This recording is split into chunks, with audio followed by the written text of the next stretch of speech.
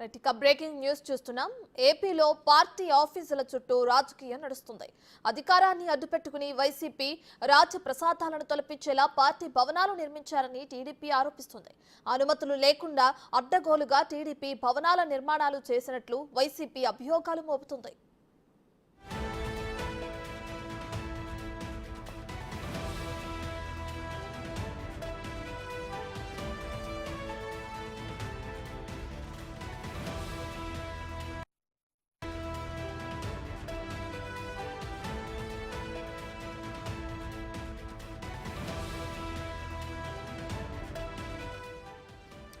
జగన్ 5 ఏళ్ల పాలనలో ప్రజాధనంతో ప్రభుత్వ భూముల్లో ఎన్నో భవనాలు నిర్మించారు. వాటిని పార్టీ ఆఫీసులుగా మార్చారు. కొత్తగా ఏర్పడిన ప్రభుత్వం వాటిపై దృష్టి సారించింది. అనుమతులు లేకుండా పార్టీ కార్యాలయాల పేరిట నిర్మించిన అక్రమ కట్టడాలను కూల్చివేసింది.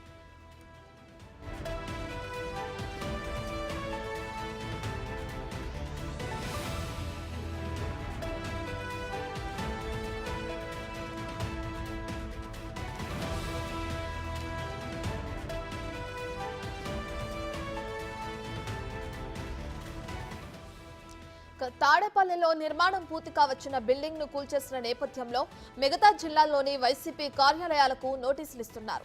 ఏలూరు నడిపొట్టున కోట్ల విలువైన ప్రభుత్వ భూమిలో వైసీపీ కార్యాలయం ప్యాలెస్ ని తలపించేలా నిర్మించడంలో జిల్లావాసులు విమర్శలు గుప్పిస్తున్నారు.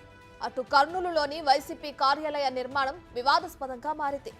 చిత్తూరు జిల్లా గంగవరంలో శ్రీలంక కాలనీ వాసులకు కేటాయించిన స్థలంలో దౌర్జన్యంగా పార్టీ ఆఫీసును నిర్మించారు.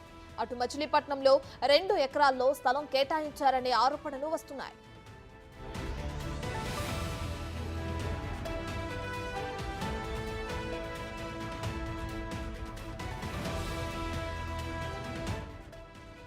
జిల్లాల విభజన తర్వాత వేలకు ఖర్చు పెట్టి ప్రభుత్వ కార్యాలయాన్ని అద్దె భవనాల్లో నిర్వహిస్తున్నారు.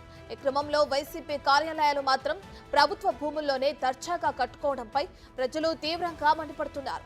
ప్రభుత్వ ఆదాయానికి గండికొట్టి ప్రభుత్వ భూమినే వైసీపీకి కట్టబెట్టడంపై ప్రజలు ఆగ్రహం వ్యక్తం చేస్తున్నారు.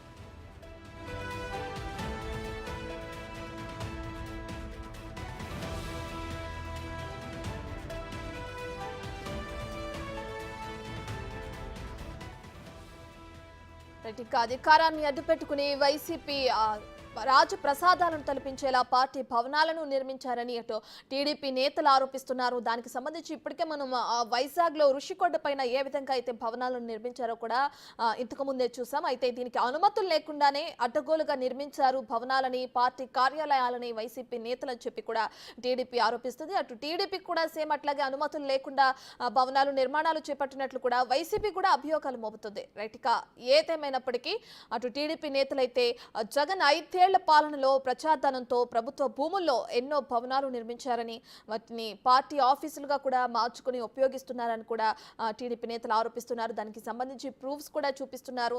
ఇప్పటికే చాలా వరకు వైజాగ్లో కానీ ఇతరత్ర ఏలూరులో కానీ మచిలీపట్నంలో కానీ కొన్ని వాళ్ళు ప్రూఫ్స్తో సహా చూపించడం కూడా చూస్తుంది. దానికి నోటీసులు కూడా పంపించారు. ఇవి గవర్నమెంట్కి సంబంధించిన అంటే ప్రభుత్వానికి సంబంధించిన స్థలంలో కార్యాలయాలని నిర్మించారు అని చెప్పి తాడేపల్లిలో నిర్మాణంలో ఉన్న అంటే ఆల్మోస్ట్ పూర్తి కావచ్చిన బిల్డింగ్ ను కూడా కూల్చేసిన నేపథ్యంలో మిగతా జిల్లాల్లోని ఏదైతే వైసీపీ కార్యాలయాలకు ఉన్నాయో వాటికి కూడా నోటీసులు ఇవ్వడం జరిగింది.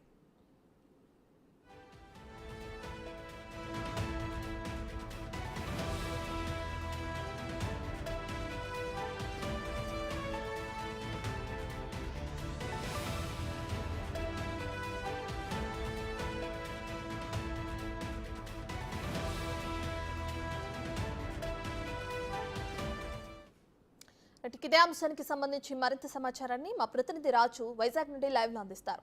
రైట్ రాజు, ఇప్పటికే చూసుకుంటే ప్రజలకు సంబంధించి ప్రజలు కూడా దీనికి సంబంధించి అధికారం ఉన్న పార్టీకి సంబంధించి ఈ నిర్మాణాలు చేశారు అని చెప్పి టీడీపీ కానీ అటు ప్రజలు కానీ ఆరోపిస్తున్నారు. అంటే వైసీపీ నేతలు ఎవరైతే ఉన్నారో వాళ్ళు 5 ఏళ్ల పాలనలో ఉండి ప్రభుత్వ భూముల్లో భవనాలు ఎలా నిర్మిస్తారని కూడా ప్రజలు ప్రశ్నిస్తున్న తీరుని మనం చూస్తున్నాం. దీన్ని ఎలా చూడొచ్చు అంటారు? అయితే కొన్ని భవనాలకి నోటీసులు కూడా ఇచ్చారు కదా, దానికి సంబంధించిన డీటెయిల్స్ ఏంటి?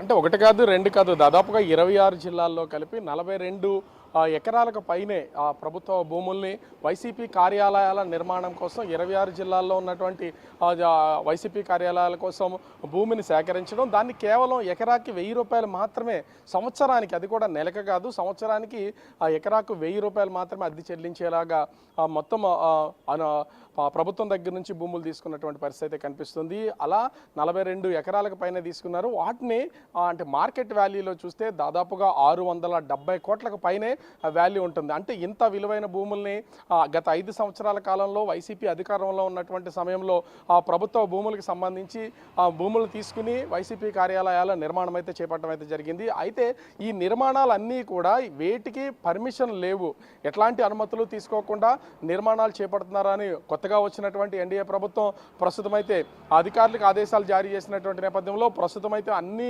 కార్యాలయాలకు దాదాపుగా ఇప్పటికే మంగళగిరిలో ఉన్నటువంటి వైసీపీ కార్యాలయాన్ని పూర్తి స్థాయిలో కూల్చివేసినటువంటి పరిస్థితి మనం చూసాం. అదేవిధంగా విశాఖపట్నం అనకాపల్లికి సంబంధించి మొదటి రోజే ఈ కార్యాలయాలకు సంబంధించి నోటీసులు ఇచ్చినటువంటి పరిస్థితి కనిపిస్తుంది. అదేవిధంగా రాష్ట్ర వ్యాప్తంగా ఉన్నటువంటి అన్ని వైసీపీ కార్యాలయాలకి ఇప్పటికే నోటీసులు సర్వ్ చేస్తున్నారు. కొన్ని కార్యాలయాల్లో అనుమతులు ఉన్నాయా లేవా అనే దాని మీద విచారించి నోటీసులు జారీ చేస్తున్నటువంటి పరిస్థితి కనిపిస్తుంది. ముఖ్యంగా చూస్తే 33 సంవత్సరాలకి లీజుకి తీసుకున్నటువంటి ఈ ప్రభుత్వ భూములకు సంబంధించి ఇప్పటికే దాదాపుగా అన్ని వైసీపీ కార్యాలయాలు నిర్మాణాలు పూర్తయినాయి. చివరిలో ఇంటీరియర్ పెయింటింగ్ చేస్తున్నటువంటి పరిస్థితి ఉంది. మరి కొద్ది రోజుల్లో వాటిని ప్రారంభోత్సవాలు కూడా చేసే అవకాశం అయితే కనిపిస్తుంది. ఈ నేపథ్యంలో ఆ నిర్మాణాలు చేపట్టడానికి ఏ విధమైనటువంటి అనుమతులు తీసుకోలేదు.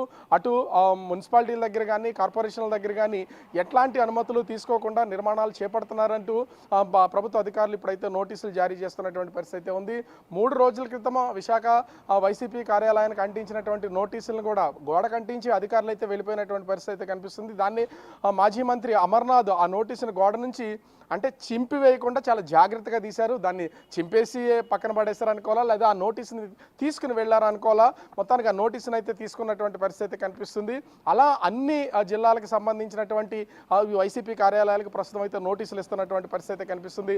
అయితే అటు వైసీపీ నుంచి టీడీపీ నుంచి కూడా 2 పార్టీల నుంచి ఆరోపణలు ప్రత్యారోపణలు అయితే కొనసాగుతున్నటువంటి పరిస్థితి ఉంది. ఇప్పటికే అధికార పార్టీకి సంబంధించినటువంటి కూటమి ప్రభుత్వంలోని కొంతమంది నాయకులు అధికారులు కూడా ఖచ్చితంగా అనుమతులు లేకుండా ఈ నిర్మాణాలు అయితే చేపట్టారు. సంవత్సరానికి ఒక ఎకరాకు 1000 రూపాయలు అంటే దాదాపుగా 1.5 ఎకరం నుంచి 2 ఎకరాల మధ్యన ప్రతి వైసీపీ కార్యాలయ నిర్మాణానికి భూమిని అయితే తీసుకున్నటువంటి పరిస్థితి ఉంది. సంవత్సరానికి 2000 రూపాయలు కేవలం అద్దె చెల్లిస్తూ ఈ భారీ భవనాల నిర్మాణం చేపట్టారంటూ ఇప్పటికే టీడీపీకి సంబంధించినటువంటి నాయకులు విమర్శలు చేస్తున్నటువంటి పరిస్థితి ఉంది. అంటే ప్రజాధనానికి సంబంధించి ప్రభుత్వ ఆస్తుల భూములన్నింటినీ కూడా వీళ్ళు తీసుకుని ఈ విధమైనటువంటి భారీ ప్యాలెస్లు భవనాలు నిర్మాణం చేస్తున్నారని ఇప్పటికే టీడీపీ ఆరోపణ చేస్తున్నటువంటి పరిస్థితి ఉంది.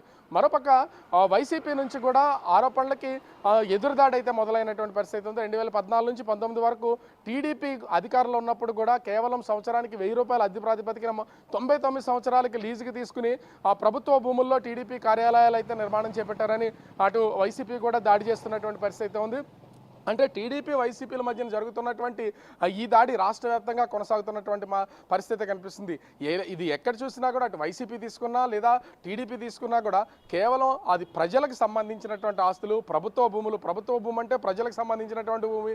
ఇప్పుడు వైసీపీ మీద చేస్తున్నటువంటి ఆరోపణలో దాదాపుగా 670 కోట్ల రూపాయలు విలువైనటువంటి అత్యంత ఇంపార్టెంట్ ఉన్నటువంటి ప్లేసెస్లో ఉన్న ఈ వైసీపీ కార్యాలయాలకు సంబంధించి ఇంత వాల్యూ అయిన భూముల్ని ఎలా తీసుకుంటారు, ఇన్ని సంవత్సరాలకి లీజు కానీ వీళ్ళ ఏ విధమైనటువంటి జీవోలు ఇష్యూ చేస్తారని టీడీపీలో ఉన్నటువంటి నాయకులైతే ఆరోపణలు చేస్తున్నటువంటి పరిస్థితి ఉంది. అటు విశాఖకు సంబంధించినటువంటి జనసేన నాయకులైతే టీడీపీ అటు విశాఖ అదేవిధంగా అనకాపల్లి కార్యాలయాలు ఇప్పటికే పూర్తయినటువంటి నేపథ్యంలో ఈ అక్రమ నిర్మాణాలు అటు జీవీఎంసీ అదేవిధంగా జిల్లా కలెక్టర్ ఈ రెండింటినీ పర్యవేక్షిస్తారు. కానీ రెండింటి దగ్గర నుంచి ఎట్లాంటి అనుమతులు లేవు. కేవలం వీళ్ళు విఎంఆర్డీఏ నుంచి అనుమతులు తీసుకుని కలెక్టర్ త్వరితగతిన ఈ ఫైళ్ళన్నీ మూవ్ చేసే ప్రయత్నం అయితే చేసి వాటిని పర్మిషన్లు ఇచ్చే ప్రయత్నం అయితే చేశారు. ఖచ్చితంగా ఇవి అనధికారిక బిల్డింగ్స్, ఎట్లాంటి అనుమతులు లేకుండా నిర్మాణాలు చేపట్టారు కాబట్టి ఈ 2 బిల్డింగ్ని తక్షణమే కూల్చివేయాలంటూ ఆందోళన చేస్తున్నటువంటి పరిస్థితి అయితే ఉంది. ఇప్పటికే అటు సిఎస్ కూడా దీని మీద ఫిర్యాదు చేస్తున్నటువంటి పరిస్థితి కనిపిస్తుంది. ఇదే విధానం అటు నిన్న రాజమండ్రి కానీ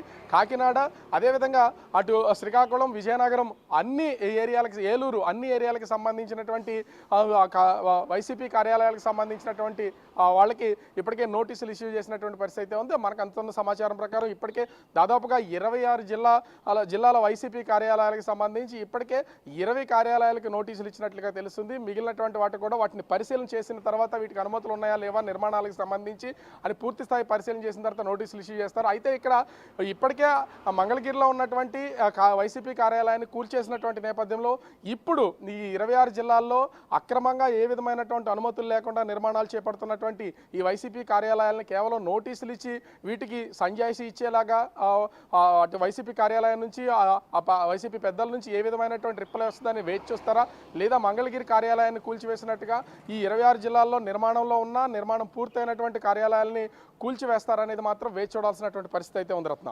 రైట్ రాజు, అయితే ప్రభుత్వ ఆదాయానికి గండికొట్టి ఏ విధంగా అయితే ప్రభుత్వ భూమిలోనే వైసీపీ ఇంతకు ముందు పరిపాలించినప్పుడు ఏ విధంగా అయితే కట్టడాలను చేపట్టిందో కూడా మనం చూస్తున్నాం. అయితే దీన్ని ఎలా చూడొచ్చు అంటారు?